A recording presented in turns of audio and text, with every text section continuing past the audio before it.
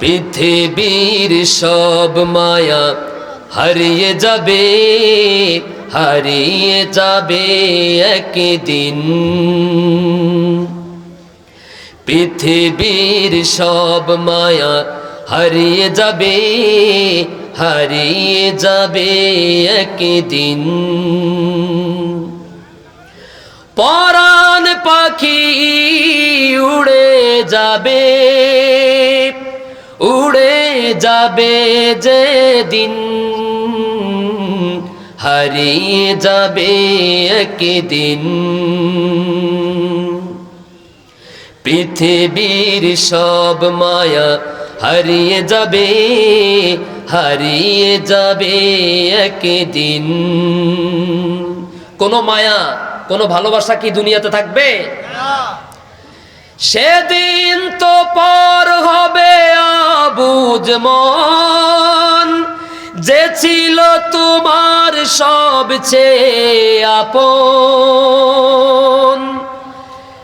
সেদিন তো পর হবে অবুঝ মন, যে ছিল তোমার সবচেয়ে আপন।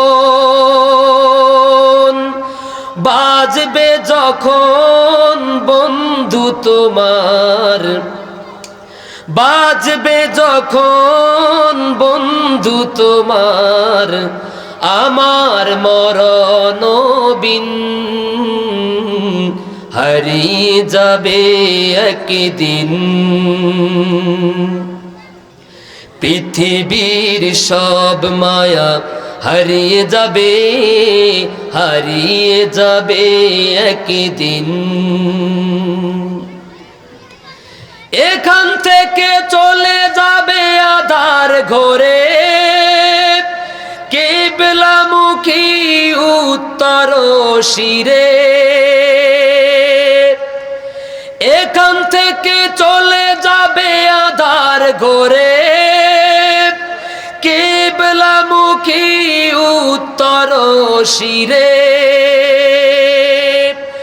আল্লাহ ছাড়া থাকবে না কেউ, আল্লাহ ছাড়া থাকবে না কেউ, আপন তোমার সেই দিন, হারিয়ে যাবে একদিন।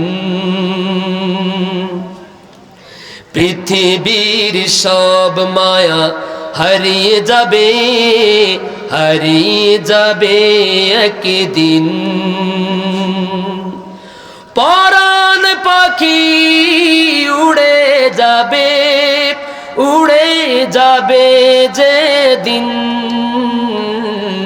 হারিয়ে যাবে একদিন। ঠিক কিনা বলে? আমরা কি সবাই হারিয়ে যাব না? পৃথিবীর কোন মায়া কোন মমতা থাকবে? আল্লাহ সুবহানাহু ওয়া তাআলা আমাদের সবাইকে তেলাওয়াতকৃত আলোচনাকৃত আয়াতগুলোর উপর আমল করে আল্লাহ এবং রাসূলের সন্তুষ্টি অর্জন করা তৌফিক দান করুন। মানুষ মৃত্যুর পরে আফসোস করবে কয়টা? 9টা। কয়টা? তার মধ্যে সবগুলো আমি বলতে পারলাম না, আমার সময় শেষ।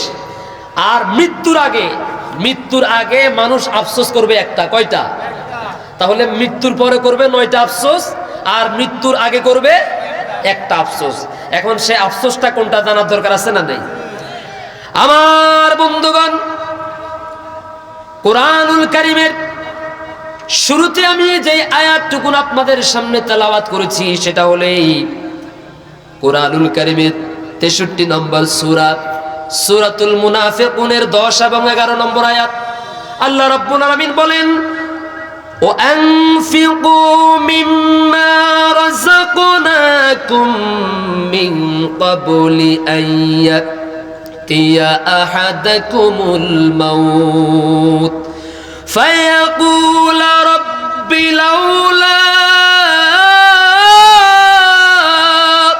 أخرتني إلى أجل قريب فأصدق وأكن من الصالحين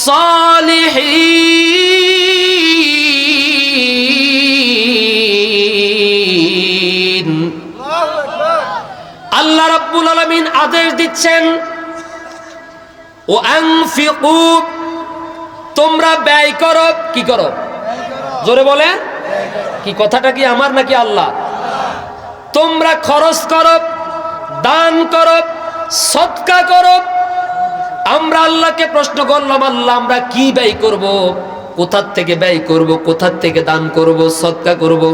আল্লাহ বললেন, তুমি তোমার বাপের সম্পত্তি থেকে দেওয়ার দরকার নাই, তুমি তোমার দাদার সম্পত্তি থেকে দেওয়ার দরকার নাই, তুমি তোমার নানার সম্পদ থেকে দেওয়ার দরকার নাই, বরং মিম্মা রাযাকনাকুম, আমি আল্লাহ রাব্বুল আলামিন নিজ অনুগ্রহে, নিজ মেহেরবানিতে, নিজ দয়ায় তোমাকে যেই সম্পদের মালিক বানিয়েছি, টাকার মালিক বানিয়েছি, আমার দেওয়া সেই সম্পদ, আমার দেওয়া সেই রিজিক থেকে আমি আল্লাহর কোরআনের জন্য, দ্বীনের জন্য খরচ করো, ব্যয় করো। জোরে কোন সুবহানাল্লাহ। কথাটা কার? আমার বন্ধুগণ, আজ থেকে 20 বছর আগে, 30 বছর আগে হয়তো এই এলাকার মধ্যে দুই একটা ছাড়া কোনো বাড়িতে হয়তো বিল্ডিং ছিল না, ঠিক কিনা বলেন?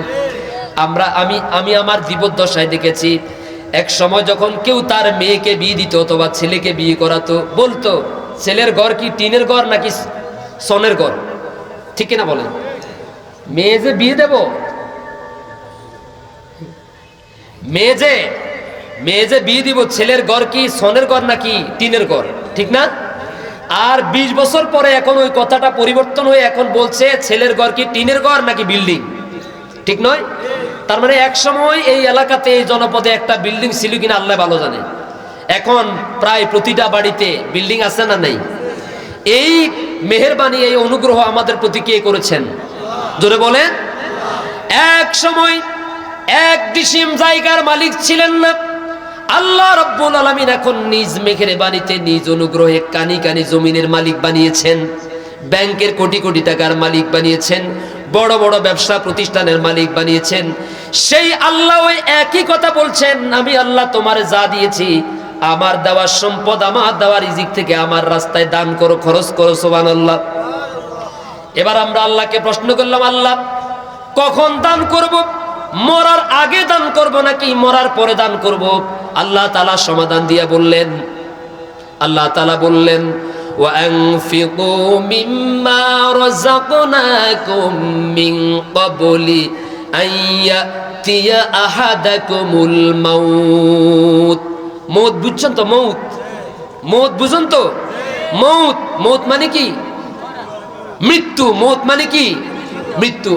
আল্লাহ রাব্বুল আলামিন বলছেন, বান্দারে মরার পরে তো আফসোস করবা, ইয়া লাইতানি কদ্দামতু লিহায়াতি, ইয়া লাইতানি কদ্দামতু লিহায়াতি, ইয়া লাইতানি কদ্দামতু লিহায়াতি।